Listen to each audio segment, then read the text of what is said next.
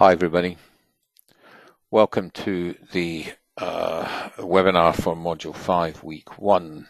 Now, before I forget, I've asked, sent out various things for you to join the email group because I like to be able to send you out some emails. I put the latest ones there. Now, if you haven't, I think we've only got about 30 people that from the course that have joined. So if you haven't yet, you send me an email and I'll send an invitation to you again to join the group. But please do that. I do put the latest course emails in here, and so you should, you'll find them there. But the purpose of sending the emails out is just to chivvy you along, get you to concentrate on the course, make sure that you're doing the work as you go along there. So I'd much rather that you were part of this email group that allows me just to send that straight out to everybody. So if you're not part of the group, then please send me an email and I'll send you a separate invitation. So let's have a little look at our topic for tonight. Okay, we're doing bacterial skin infections and sexually transmitted bacterial infections. So I think I indicated that really the important one is impetigo, and we had that nice case that was there tonight of the young girl with recurrent impetigo or recurrent form folliculitis anyway, but it's probably a bullous impetigo that she has. The main bacterial infections are still in dermatology due to staph or to strep. The staph ones are the impetigo. The bullous impetigo is because the staph organism produces a toxin, and that toxin acts just under the stratum corneum. So it's a very thin blister that's going to be produced, and it bursts very quickly, so it usually presents as a golden crust. Very often, if the toxin is excessive, they can go on and get a condition called the staph scalded skin syndrome. And usually you'll find that they've got a bit of infection around the nose or some other focus, and then the skin is red elsewhere and very superficial peeling, and it's locally painful as well. The child may have a fever, but otherwise they're not terribly unwell. It looks worse than it actually is, but the staph scalded skin syndrome is a follow-on from a toxin-producing staph. Strep is a big issue. It's a big issue in Aboriginal communities here in Australia. And the infection that they initially have in the skin that breaks the skin surface is scabies. And very often they pick the scabies up from their dogs, and animal scabies can be transmitted to humans. It doesn't last long in a human, but it can cause sufficient irritation in the skin that with constant scratching and the like and breaking the skin surface.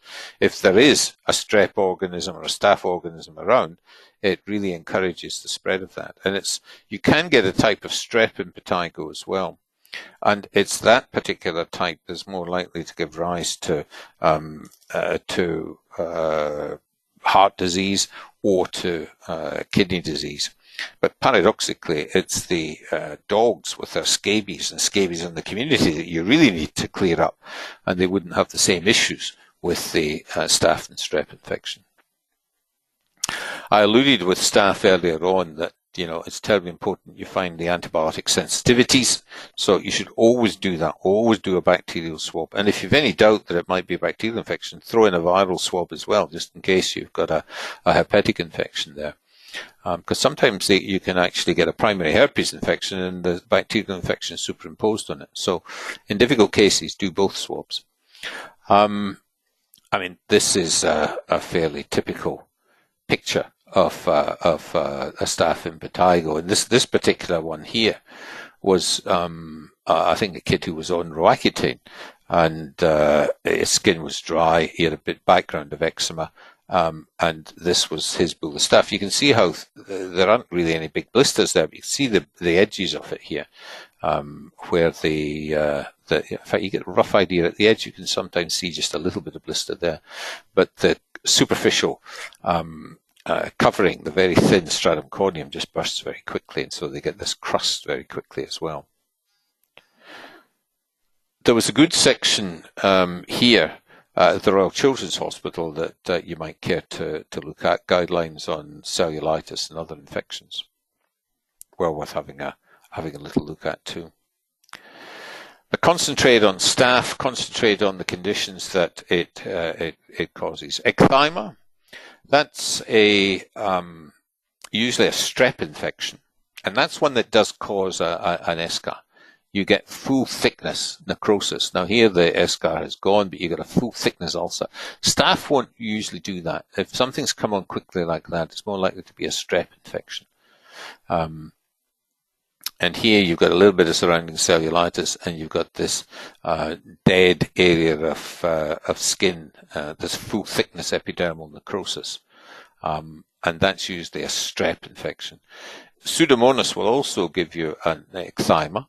Ecthyma gangrenosum, and so will these two other little yeasts that are here, Mucor and Fusarium. But the only time you'll see that is if you've got an immunocompromised patient. So if you've got an immunocompromised patient, you'll often see these necrotic areas around where the cannulas have been inserted into these patients. So ecthyma-like lesions in strep, in Pseudomonas septicemia and immunosuppressed, due to Mucor or Fusarium, which are yeasts, and the other rare thing that can give full thickness necrosis is anthrax. You get a thick black eschar from anthrax as well. But that's usually in people who handle hides or vets or something like that, so you're not going to see it terribly often. So, know a little bit about ecthyma. Cellulitis is obviously the commonest strep infection that you're going to see. Erysipelas is usually just one-sided, but sometimes you can get a bilateral erysipelas like this. You can see the edema here. Erysipelas has the infection higher up in the epidermis, often blocks the lymphatics, and so blistering and quite marked edema can be a feature of erysipelas. And the big issue is involvement of venous sinuses and perhaps spread up to the cavernous sinus. That's the main issue there. They usually are all febrile. They usually have associated glands. The idea is get them onto high-dose antibiotics quick. And a lady like that, I probably would have admitted to hospital for intravenous antibiotics. The classic cellulitis is the lower leg. Generally look to see if they've got cracks in their feet or tinea between their toes, because that can be the point at which the organism gets in. And usually it's not a series of lesions. It's usually a spreading edge from one lesion. So if you see a series of red areas on the leg with normal skin in between, it's most unlikely to be an actual cellulitis. It's probably some other inflammatory paniculitis or the like the patient has, but not a cellulitis. And this was just a composite one that, the erysipelas cellulitis-like lesion on the face, the tender spreading red non-scaly area on the foot. Sometimes cellulitis can be hemorrhagic, like this particular one. You can get a bit of bleeding into it as well. And always remember the streptococcal perianal cellulitis in children, where they'll present with a bit of difficulty passing bowel motions and maybe some pain. And then when you look down there, you'll see this redness going all the way into the fissures, into the entrance to the anus. And the idea is to do a swab from that, and you'll grow group A streptococci.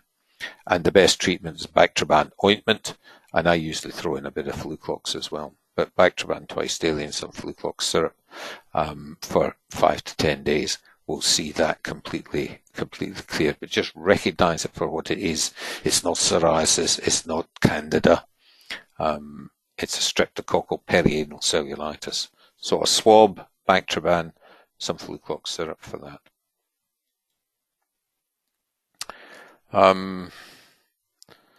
What else?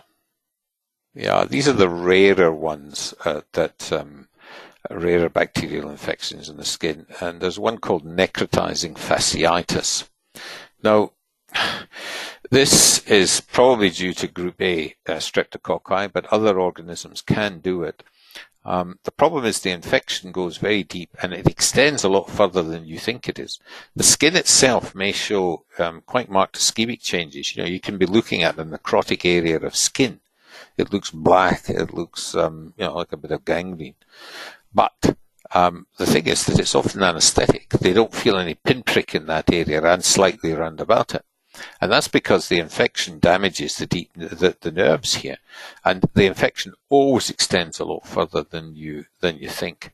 And the only way to effectively treat this infection of necrotizing fasciitis is surgical excision of the involved tissue and surrounding area, because otherwise they can die with this. So I've noted it's well described in page 342, I think, of the book. This was one where I thought I had a case of necrotizing cellulitis. You can see this guy's had damage to his legs before, and he came in with a leg that was like this, with this sort of necrotic, crusted area on the surface. But the curious thing was, his sensation was in fact still okay. I'm busy pricking, sticking needles in here, and he was able to feel me. I did do a biopsy of this, but this was just a really severe cellulitis rather than necrotizing fasciitis. But this though is an example of necrotizing fasciitis. This skin here would be anesthetic, and debridement would ultimately need to involve all of that and with a margin round about it, so there'd be a great big hole there. If they only do a little bit, the surgeon's continually chasing their tail, so it's amazing the areas of surgery that has to be done in someone with necrotizing fasciitis, but it's the loss of sensation that tells you that that's what you're dealing with. And rarely there's this little thing as well, Vibrio vulnificus, that's seen in estuarine areas. We have it up here on the Gold Coast, and usually it's where people are swimming in the river and they get an injury on their feet or on their legs, and they get a localized area of skin necrosis. It looks like an eschar, but it's and they get quite a deep ulcer. But it's an infection that you have to be aware of if you live in this part of the world anyway. The other one that we should mention is melioidosis. You know how they had these cyclones and the like up in Townsville recently? And whenever they have that and there's a lot of flooding and people are walking around in the flooded water, perhaps with little abrasions on the skin, they're doing cleaning up and what have you. This little organism's in the soil, and whenever it's flooded like that, it's out in large numbers, and if you've got a break in the surface of your skin, you're wading around in that water, it can get in there. And you can see that, they'll get a pneumonia, they'll get these other areas as well, but skin infection is quite common, and it can be big necrotic ulcers that they get as well, and people die each year from melioidosis after floods like that in Queensland, because they have this bacteremia and septic shock as well. So if you're up in that part of the world, I've no doubt you're aware of melioidosis, and you're looking for these necrotic ulcers on the legs at sites of injury in people who are walking around in flooded water. Any comments on anything I've said so far? Nope. Okay. Let me just go back. I'll just swiftly go through and point out the things that you should do a little bit of reading on. Folliculitis is the commonest type of bacterial infection. You'll often see some conditions described as follicular pustules and non-follicular pustules. Now, follicular pustules are virtually always staphylococci, and it's called the folliculitis of Blockhart, because the infection is in the infundibulum, the opening of the hair follicle. So you may get a little pustule with a little hair coming through it, and usually if someone's got significant folliculitis in the hair-bearing areas, it will be centered on the hair follicle itself. If it extends further down from the infundibulum into the hair itself, and the hair follicle ruptures, you have a furuncle. And if you get several furuncles all together, you can have a large abscess or carbuncle. So it depends whether the infection is confined to the follicle, whether it extends and causes rupture of the follicle, and how many of them that are there are the names. So folliculitis, furunculosis, and carbuncles. Most staph folliculitis, it's a case again of trying to see what the organism sensitivity is, looking at the person's job, what exposure would they have to infection. Little abrasions in the surface of the skin or frictional factors can often cause a low-grade folliculitis as well. But it's antiseptic washes, hot wash the underclothes, a bit of Bactroban and Pyrosin cream topically, and that way generally you'll get on top of it. Sometimes you have to use a course of antibiotics, sometimes even for up to a month, but you always need to know what the sensitivity is, and you've always got to go testing their nasal carriage and groin carriage afterwards. Pseudomonas folliculitis is a curious one. It's also called hot tub folliculitis, and you generally get it where a one of these spa type bath things haven't been adequately sterilized. There's not a high enough concentration of chlorine, and there's a few people all sitting in the spa, and they'll all come down with lesions just around where the water level was on their chest wall. So the pustules will be the sort of ring around that sort of level. And if you were to then check the spa afterwards, you'll be able to grow Pseudomonas, in fact, in it. So it sometimes is seen in the individuals' spas. It can occur, but it's often in hotels or warehouses or the like, where people have all sat in the spa and the spa hasn't been adequately sterilised. It's self-limiting, by the way. They don't necessarily need ciprofloxacin or anything like that. The pustules, they're a bit itchy. They'll dry up as well and then just settle down. So within 3-4 days, it usually will settle on its own without any major treatment.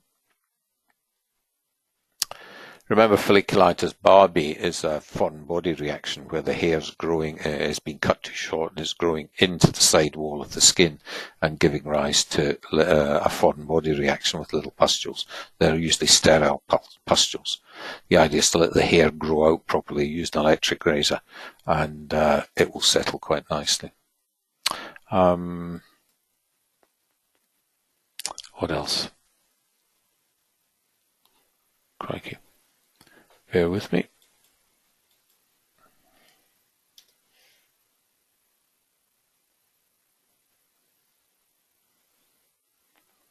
Okay, sorry, there was a little audio loss there.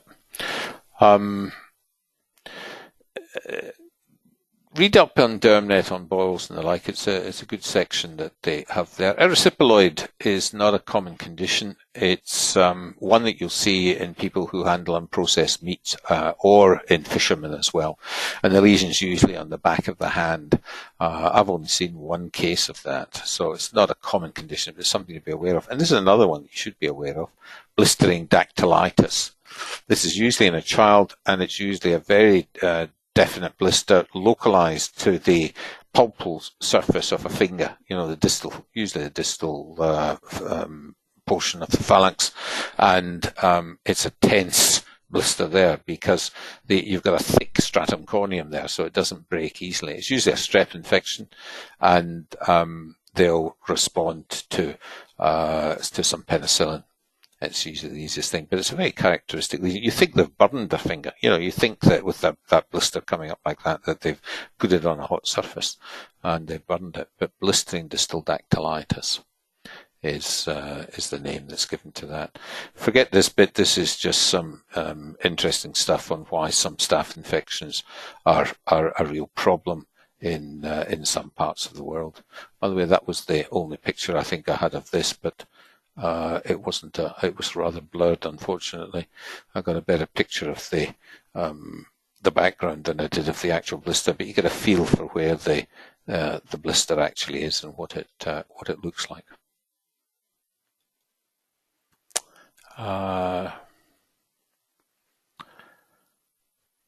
toxic shock syndrome, we really aren't seeing this now. There was a time when we did see this, and it was usually due to streptococci from retained tampons and the like, but I really haven't had a case of toxic shock syndrome for some time. It's a strep organism that produces a toxin that causes severe shock. They have this marked erythema, high fever, low blood pressure. So just remember about it. The initial presentation might suggest the staph scalded skin syndrome, but with toxic shock, it's usually an older patient, and they are usually very unwell.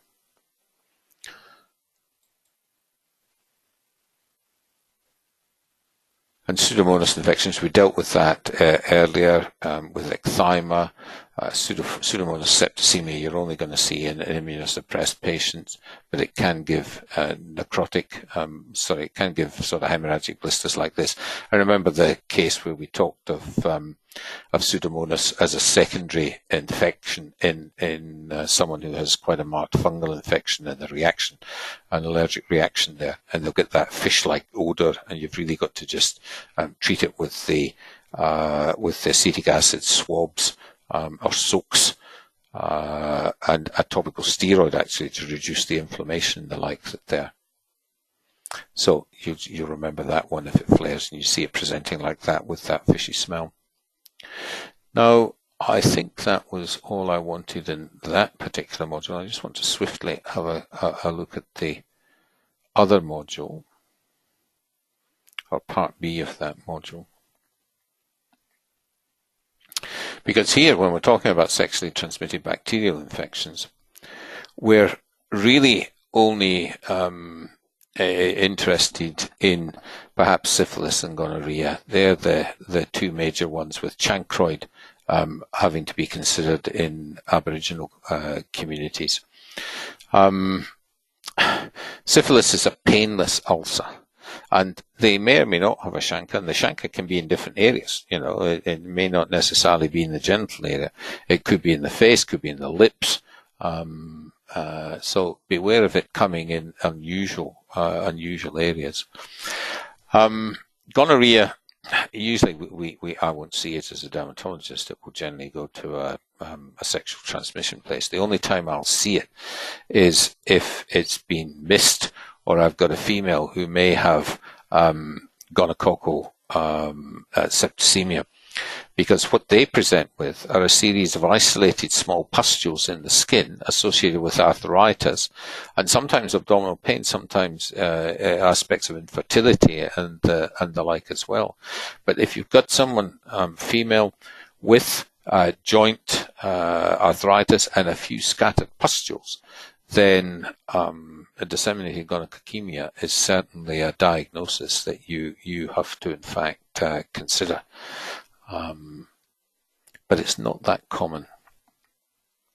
So here I really want you just to spend a lot of time on syphilis and the various presentations. I indicated that there was a problem with an outbreak of syphilis in Northern Australia just now, particularly in the Northern Territory, and also in Northern Queensland. And there have been babies that have been born because it's been missed, and inadequate antenatal care, and babies have been born with congenital syphilis and have in fact died. So know about the primary presentations of syphilis, know about secondary syphilis and the lesions in the mouth, the perianal lesions, the sort of moth-eaten hair that they get. Know a little bit about the antibody tests that you need to do in syphilis and when they're likely to be positive. You can get false positive tests in other conditions as well. Don't need to know a lot about that. But have a little look at the images and everything on syphilis especially. Remember, the syphilitic ulcer is painless. Chancroid and the like is usually painful. Both of them can have lymphadenopathy, significant lymph.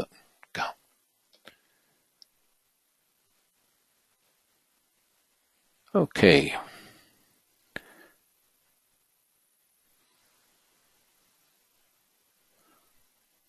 let's go on to some of the others.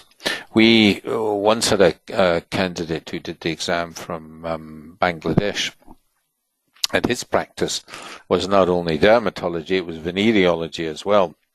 And so he had was British Barua, and he used to have some fabulous images of syphilis and of a variety of other sexually transmitted diseases that we don't really see. I don't know if any of you work in a sexual diseases clinic, or if any of you have worked in a sexual diseases clinic, but it can be very useful if you have for this particular module here. But from my point of view as a dermatologist, I really want you to concentrate on secondary syphilis and what it can look like and the conditions that it can simulate as well. And these were just some the DD of genital ulcers. It's quite a useful table that Habif has there. Fluorescent epidermal antibody test goes positive the earliest, but the VDRL is probably best for secondary and later syphilis.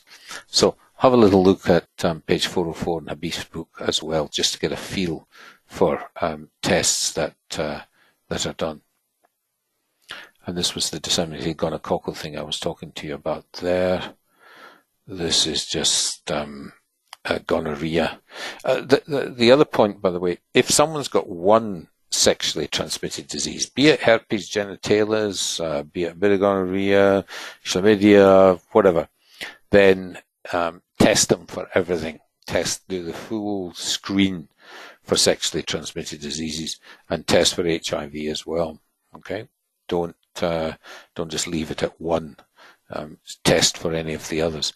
This was a patient, by the way, with disseminated gonococcemia.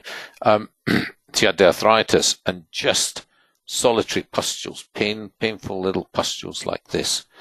So female may have a history of some degree of infertility, who's got joint arthritis and a few scattered pustules. Think about disseminated gonococcal infection. Lymphogranuloma venereum, you don't really need to know too much about that. It's only in some parts of the world that it's the classic feature there is the gross lymphadenopathy they get at nodular enlargement either side of the inguinal ligament, and that's called the groove sign. But it really is marked. They have a painless ulcer, by the way, as well. But it heals quickly, and it's the marked lymphadenopathy that they get with that groove sign that it tells you that it may be lymphogranuloma venereum.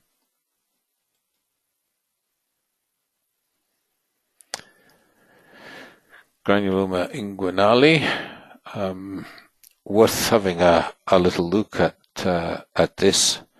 These were this you may see in up in the Northern Territory and the like as well, and it's worth just having a little look here about the guidelines for the diagnosis and management here.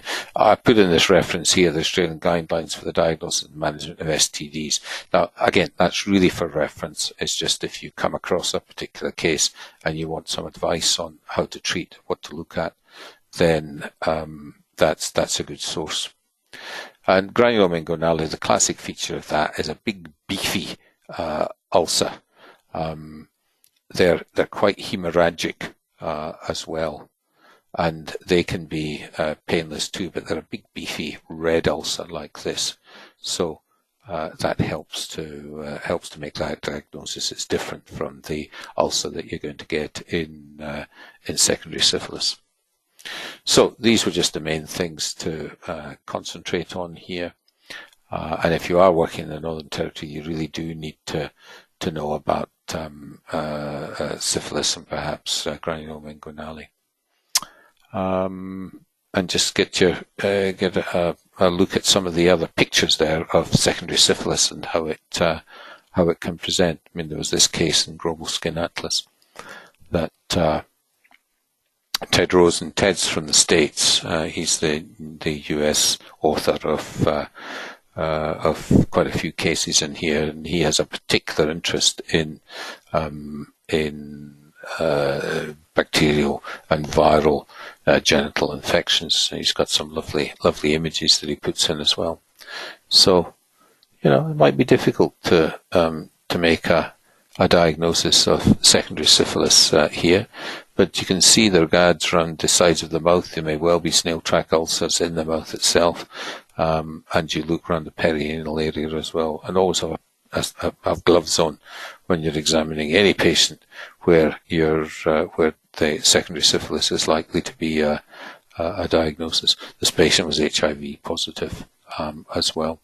So they can even get a form of syphilis called malignant syphilis in HIV patients, and where they can get skin necrosis from the syphilis. But you might see some pictures of that malignant syphilis as well. But they are always HIV and markedly immunosuppressed. So that's, I don't want you to spend too much time on all the venereal diseases there, but certainly make sure you know about syphilis and all the various presentations.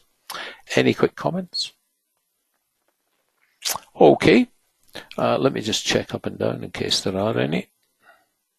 Anyone working in a sexual disease clinic at all? No? Pity. Dermatologists used to deal with venereal diseases a lot as well, but I think in Australia that hasn't been the case for 40 years. A couple of my colleagues do run male genital disease clinics, and the Skin and Cancer Foundation, certainly in Melbourne, have a highly specialised clinic for that as well. But here, there's usually, most people are referred by the GPs to the local sexual diseases clinic if anything comes up. Look, thank you very much for tonight. If you haven't, as I say, sent me or received an invitation and joined up to the email group, please get in touch with me through the email address and I'll send an invite to you. It'll be to your advantage, I promise. Take care. I'll see you next week. Bye-bye.